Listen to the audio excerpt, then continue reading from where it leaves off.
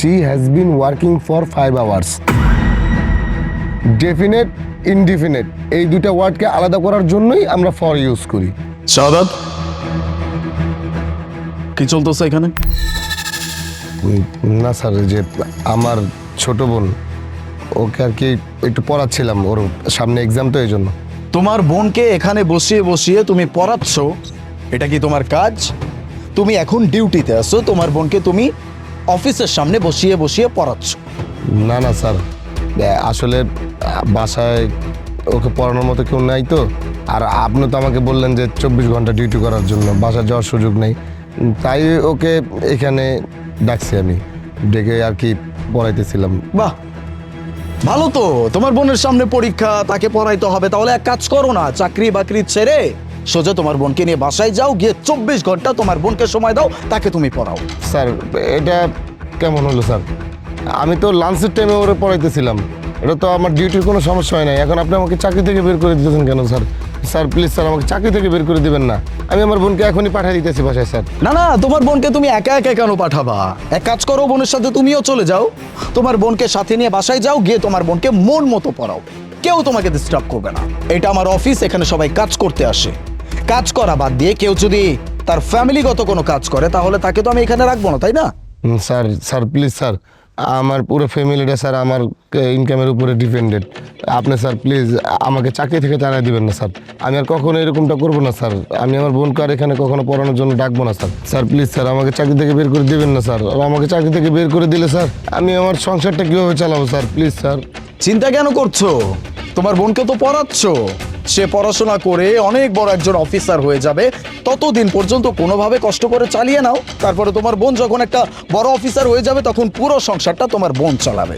Okay sir, আপনি বুঝতে পারছেন অনেক রাগ হয়েছেন স্যার, প্লিজ স্যার আপনি আমাকে ক্ষমা করে দেন, এরকম ভুল আমার আর কখনো হবে না। Okay fine. আমি আমার প্রজেক্টে যাচ্ছি, ওখানে যাওয়ার জন্য বের হয়েছিলাম, তখন দেখি তোমাদের পড়াশোনার নাটক চলছে। এক কাজ করো, ওখানে এসে আমার সাথে দেখা করো, কথা আছে। স্যার তো এখন ডাকলো, এখন তো স্যারের সাথে যা কথা কওয়া উচিত। তাহলে তুই এক কাজ কর, তুই বাসায় চলে যা, আমি স্যারের সাথে কথা বলে দেখি কি করা যায়। চাকরিটা মনে হয় থাকবে না। ভাইয়া, আমিও তোমার সাথে যাব। আরে না না, তুই মেয়ে মানুষ, আমার সাথে যাই তুই কি করবি? স্যার আমারে কি বলে না বলে, বকা জকা দেয়, এগুলো আবার তোর কাছে ভালো লাগবো না।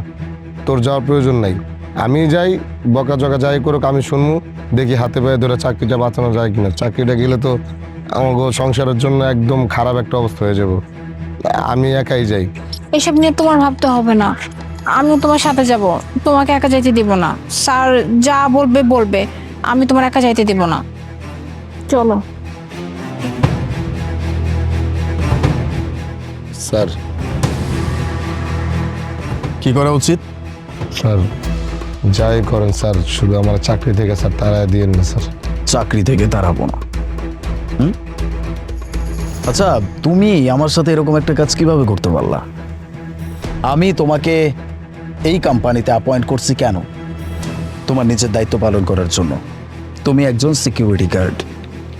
এখন আমার এমপ্লয়িরা আমাকে যদি এসে এইটা বলে যে আলিফ স্যার কেমন সিকিউরিটি গার্ড পাল্টেছে, যে কিনা গেটের বাইরে বসে তার বোনকে পড়াশোনা করাচ্ছে, এই কথা আমার শুনতে হবে তোমার জন্য?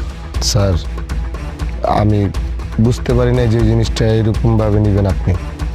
আমি স্যার 5 বছর যাবত এই কোম্পানিতে স্যার চাকরি করি স্যার, সততার সহিত এই জায়গায় চাকরিটা করি। আমি এই পর্যন্ত যতদিন চাকরি করছি ইমানদারি এবং সততা নিয়ে করছি। আমি এখান থেকে দরকার ছাড়া একটা ছুটিও নিই নাই, একটা দিন ছুটিও কাটাই নেই স্যার। স্যার সেটার কথা চিন্তা করে হইলে আমার চাকরি থেকে স্যার তারাই দিয়ে। ওকে, ফরগেট ইট, সব কিছু বাদ দিলাম। আমাকে এটা বলো যে তোমার কোয়ালিফিকেশন কি? স্যার আমি ইন্টার পর্যন্ত পড়ালেখাটা শেষ করতে পারছিলাম স্যার। মার্কস? স্যার মার্কস 90+ ছিল স্যার। বাহ, এত সুন্দর মার্কস, পড়াশোনা ছেড়ে দিলা কেন? স্যার আসলে আমার ফ্যামিলিতে আমার বাবা মরে যাওয়ার পরে ইনকাম করার মতো আর কেউ ছিল না। আমার একার উপরে পুরো ফ্যামিলির চাপটা পড়ে গেছে। ছোট বোন, মা, আমার ইনকাম দিয়েই এই ফ্যামিলিটা চলে। স্যার আমি পড়ালেখা করলে তো ফ্যামিলি চালানোর মতো কেউ নাই। তাই স্যার নিজের স্বপ্নটা মাটি চাপা দিতে হয়েছে। আমার অনেক বড় একটা স্বপ্ন ছিল যে আমি পড়ালেখা করে অনেক বড় একজন মানুষ হবো, অনেক বড় একজন অফিসার হবো, কিন্তু স্যার সেটা আর আমার কপাল নাই। এই জন্য আমি আর হইতে পারি না, আর পড়ালেখাটাও কন্টিনিউ করতে পারি নাই স্যার। অনেক জায়গায় চাকরির জন্য ট্রাই করছিলাম, বাট সেখানে স্যার ইন্টার পাস এই সার্টিফিকেট দেখে কেউ জব দিতে চায়নি। আরও কোয়ালিফিকেশন চেয়েছিল, যেটা আমার কাছে নেই। এই জন্য স্যার অন্য কোথাও আর চাকরি করা হয়নি। তাই চিন্তা করলাম যে আমার লাইফটা তো চলে গেল এইভাবে, আমি আমার এই স্বপ্নটা স্যার আমার এই বোনকে দিয়ে পূরণ করতে চাই স্যার, যে আমার বোন পড়ালেখা করে অনেক বড় একজন অফিসার হবে, ও যেন কোথাও কোয়ালিফিকেশনের জন্য না আটকায়। এই জন্য আমি কষ্ট করে হলো স্যার ওকে পড়ালেখা করাইতেছি স্যার। আমি দিন রাত 24 ঘন্টা আপনার অফিসে ডিউটি করি স্যার, শুধুমাত্র ওকে পড়ালেখাটা ঠিকভাবে করানোর জন্য স্যার। ঠিক আছে, তুমি আজকে যা করছো এটার জন্য না হয় আমি তোমাকে ক্ষমা করে দিলাম, কিন্তু এতদিন যাব তুমি যে তোমার পরিচয়টা আমার কাছে লুকাইছো, তোমার কোয়ালিফিকেশনস, তোমার আসল পরিচয়, সব কিছু যে তুমি আমাকে বলো নাই, আমার সাথে প্রতারণা করছো, এটার জন্য তো তোমার শাস্তি অবশ্যই পেতে হবে। স্যার, স্যার প্লিজ আমার ভাইয়াকে মাফ করে দিন। আমার ভাই একটা ভুল করে ফেলছে, ভাইয়ার কখনো এমন করবে না ডিউটির মধ্যে। প্লিজ স্যার আমার ভাইয়াকে মাফ করে দিন। না না, এখানে ব্যাপারটা তো অন্য জায়গায়। তোমার ভাই আমার কাছে তার আসল পরিচয়টাই বলে নাই। সে একজন এত ভালো স্টুডেন্ট ছিল, সে কোয়ালিফাইড একটা ছেলে, আমাকে জানাই নাই। শাস্তি অবশ্যই পেতে হবে। স্যার এই প্লিজ তোমার এই স্যার স্যার বন্ধ করো তো, এই নাটকটা বন্ধ করো। এই যে নাটক করতেছো এটার কোনো দরকার নাই। আমাকে তুমি তোমার কোয়ালিফিকেশনসই জানাও নাই, তুমি এত ভালো একজন স্টুডেন্ট আমি সেটা জানি না, তুমি যে এরকম একটা অবস্থা থেকে উঠে আসছো সেটা আমি জানি না, তোমার আসল পরিচয়টা আমি জানি না। আমার কোম্পানিতে যতগুলো লোকজন কাজ করে আমি প্রত্যেকের নারী নক্ষত্র পর্যন্ত জানি, কিন্তু 5 বছর যাবত তুমি আমার এখানে জব করছো, কিন্তু আমি জানি না যে তোমার কোয়ালিফিকেশনস কি, আমি জানি না তুমি কতটা ভালো স্টুডেন্ট ছিলে, আমি জানি না তোমার জীবনের এরকম একটা স্ট্রাগলিং সময়। যাই হোক, এক কাজ করো,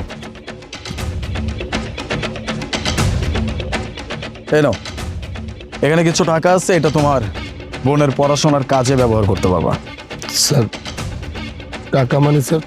এটা তোমার বোনের পড়াশোনার জন্য বেশি, আমি ওর পরীক্ষাতে যাওয়া আসা, পরীক্ষার ফিস, হোয়াটএভার যা যা লাগে এগুলোর খরচ তুমি এখান থেকে চালাইতে পারবা।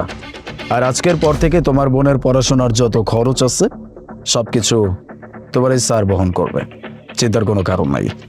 নাও টাকাটা নাও। আর হ্যাঁ, এত ভালো একজন কোয়ালিফাইড ছেলে আমার কোম্পানিতে আছে, কিন্তু আমি তাকে সামান্য একজন সিকিউরিটি গার্ড বানিয়ে রাখছি, এটা তো হতে পারে না, তাই না? তোমার ডিগ্রি নিয়ে কোনো চিন্তা করতে হবে না। তুমি এক কাজ করো, কালকে তুমি ইন্টারভিউর জন্য রেডি হয়ে আসবা, আমি তোমার ইন্টারভিউ নেব, দেন তোমার যোগ্যতা অনুযায়ী আমি তোমাকে একটা পোস্ট দেব, দেখি তুমি কতটুকু যোগ্য। স্যার আপনি স্যার আসলে অনেক ভালো মানুষ। আমার এতটুকু বয়সে আমি আপনার মতো ভালো মানুষ দেখিনি। ওই যে মুরব্বীদের কাছ থেকে শুনছি যে মানুষের ভিতরেই নাকি আল্লাহর দেখতে পাওয়া যায়। আপনি তো স্যার, আপনি যদি আজকে স্যার উপকার না করতেন আমার বোনটার পরীক্ষা টরীক্ষা নিয়ে আমি অনেক টেনশনে ছিলাম স্যার। এটা যে কি হইতো নিজেও জানি না। 24 ঘন্টা ডিউটি করে স্যার চোখের পাতা এক করতে পারি না।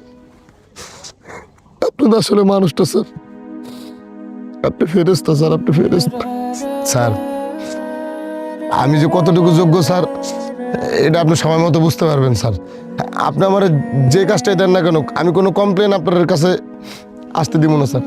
গ্রেট, তাহলে কাল দেখা হচ্ছে, রেডি হয়ে আসবে।